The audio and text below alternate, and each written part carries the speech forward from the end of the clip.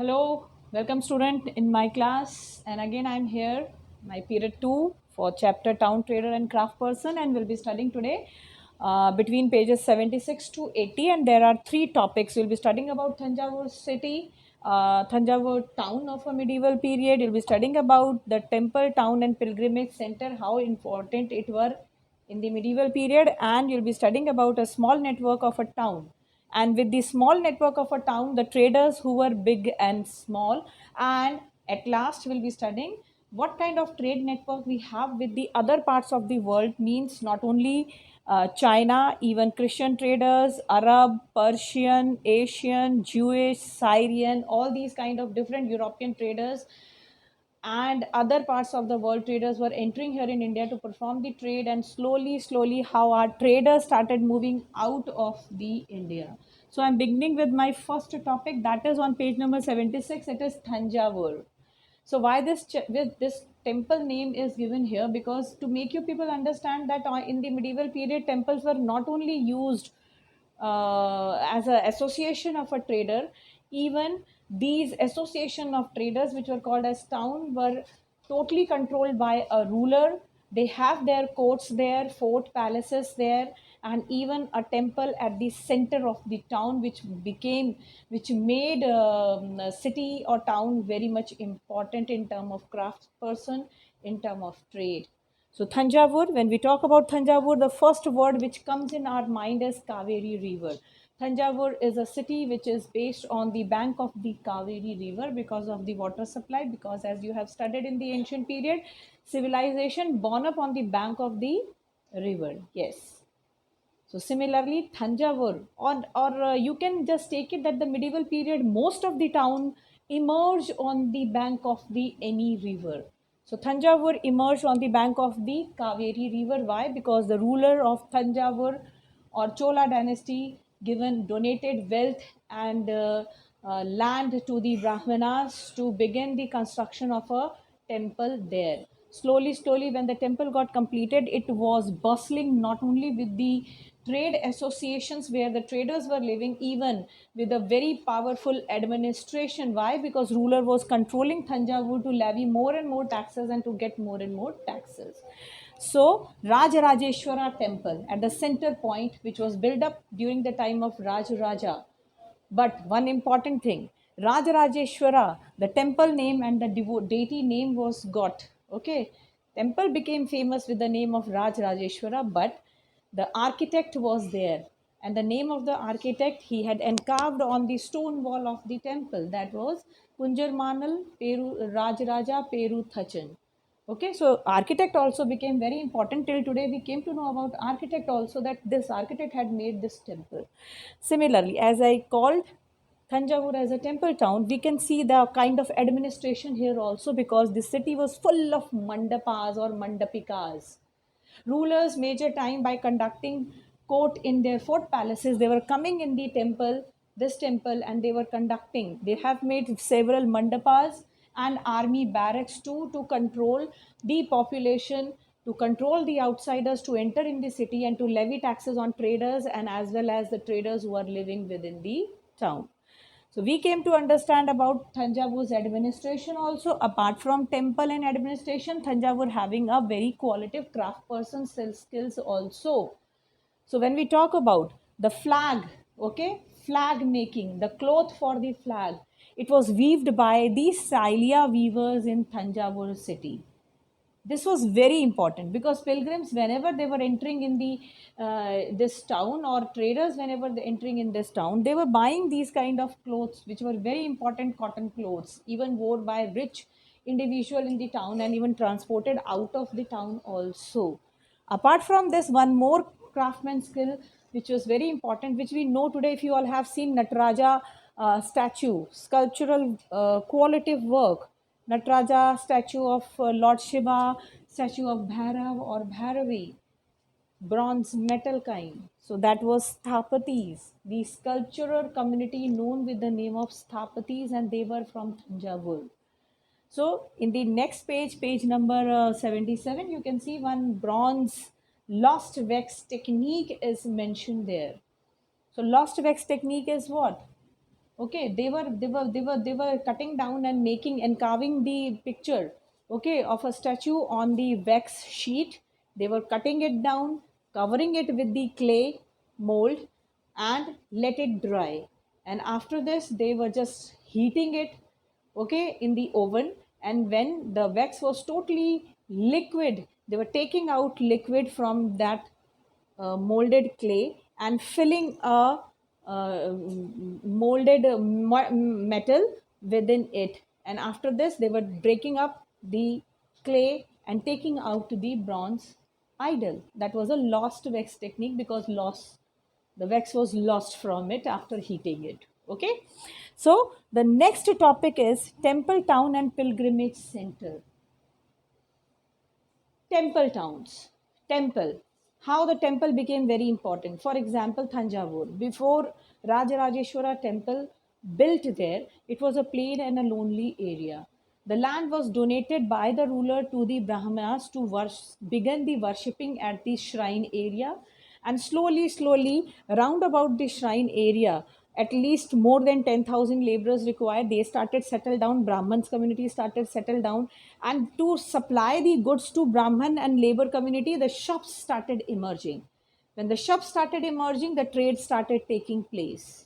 You can call Kashi, Varanasi also as a temple town.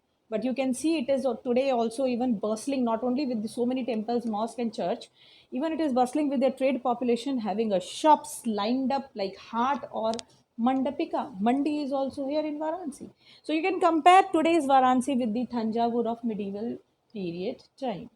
We have studied this temple. Temple became a pilgrimage center, where as soon as the temple town became very popular because of a one deity or a one temple, pilgrims started entering here to learn about the religion and to spread the religious ideology in the other regions also.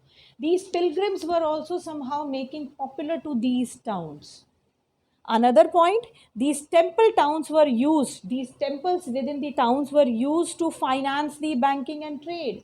The donations made by the traders, donation made by the rulers, commoners, traders within the town towards the temple was in such a manner that they started sponsoring the rulers' ideas or views, and they started financing the traders, providing money on loan to the traders, even outsider traders also.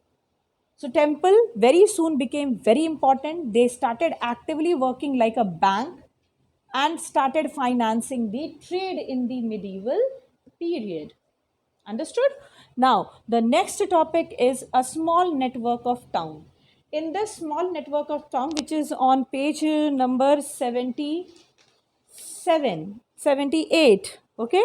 In this small network of town, we'll be listening. As I told you, town means association of trader. This is a medieval period concept. In the ancient period, this concept was not there. When town means association of trader, which generally automatically means that there will be the market. But in the medieval period, markets were of two type. Mandapika means mandi or hart. There is a difference between these. Like, in Varanasi, you can see shops lined up within a street. Like, if you will move from Gadolia to Dasa Sumet, you will be finding no place to even stand. Apart from hawkers, lined up shops you will be getting. This is called as hart. Bazaar, what we called. Okay, the common notion in the Hindi language, it is hart. Bazaar is a Persian word, okay, mixed with Urdu. So hart. Then what is mandi? Like we call sabji mandi. Like we have in Varanasi dal mandi. So means a grocery good area where it at the wholesale rate you are getting goods. That is mandi, wholesale market. Understood? So in a small network of town, we'll be studying about these hart, mandapika and bazaars. These were not only within one town. These harts and mandapikas were related to town on those days in the medieval period. Means traders of one town selling their goods in other town, and from that other town they were taking the goods and selling in that their own town. So this was the small network of a town. When we talk about temple town, there is one important thing. When we talk about temple town and about the tax levying system, it was very often by the ruler, but major times It was by the temple authorities also. Like Thanjavur, this Rajarajeshwara temple was very important. There might be a possibility this temple authorities were not only financing the banking system and a trade in the Thanjavur city, even this Thanjavur was used as a mandapika or hart also. But because of the temple authorities' importance and the land donated to the Brahmanas, ruler will not levy taxes on the people. So this is known as right, which we'll be studying on page number um, uh, 80. Page number 80, first paragraph, deals with this right system. Sometimes the people, the powerful people who were controlling the market by fortifying it, they were donating right to collect the taxes to the temple of that area.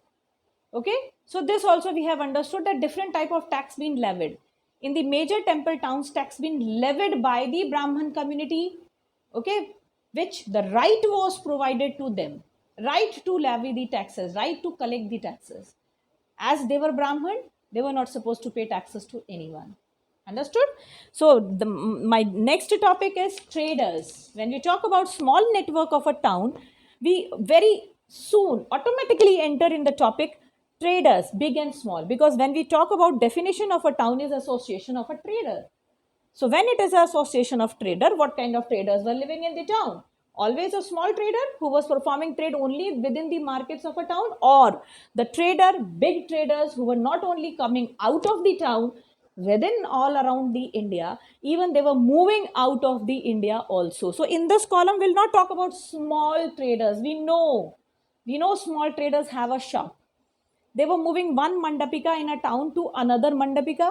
They were moving one hart to the another hart within the town or out of the town. Here in this column, we'll be talking about overseas trade of India, big traders.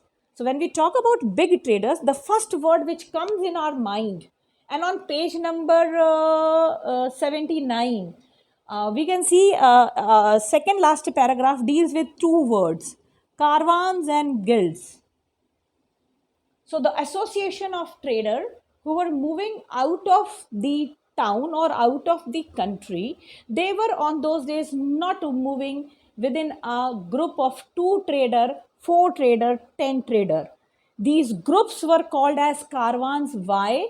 Because they were moving within 1400 to 1500 trader at one particular time. So these traders were moving in the caravans by forming guilds.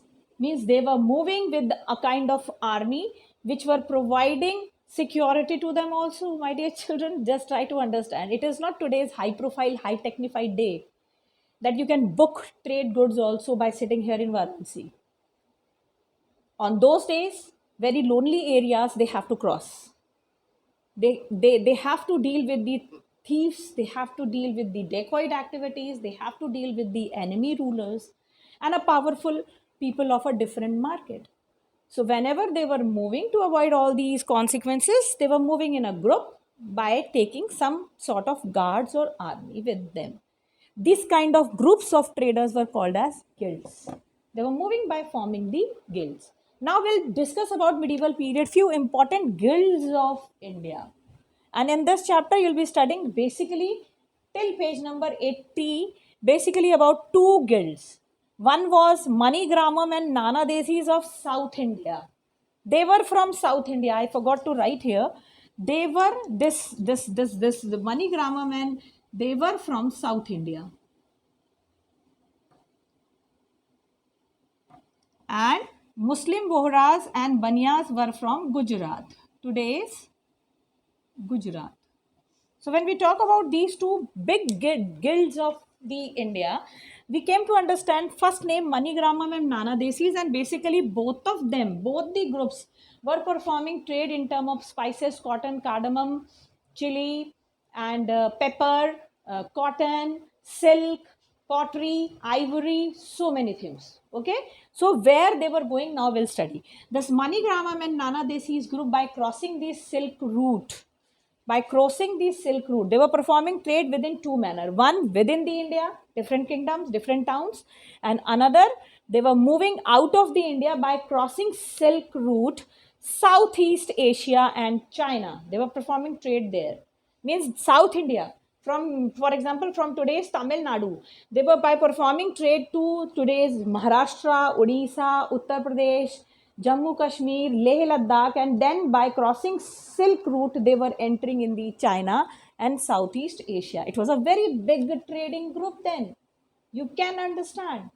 Means once if they were coming out to perform the trade, it was taking not more than 2 to 3 years for them to return to their country, return to with their family again.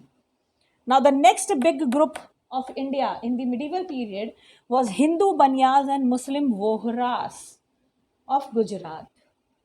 Okay, they have the biggest trade network.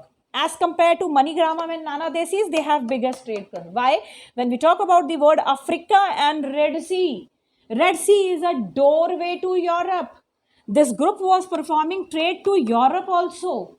They were performing trade to Africa, Red Sea region, Southeast Asia, and China and Persian Gulf also. It was a big and very big trading group who were by taking goods by crossing today's Pakistan to Afghanistan.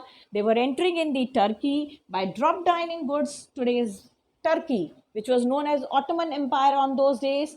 Drop downing goods in the Ottoman Empire's shaded region called as Balkan state, doorstep of Red Sea. They were entering in the Europe to perform the trade. Let me tell you one thing, I'm always repeating. We called India as a golden bird within the medieval period. So it was not because of the rich high culture, it was not because of the so many variety of rulers, language and diversity. It was only and only because of the trade. These big traders who were performing trade and bringing golds to gold to here in India, which make India as a golden bird. Hope you all have understood.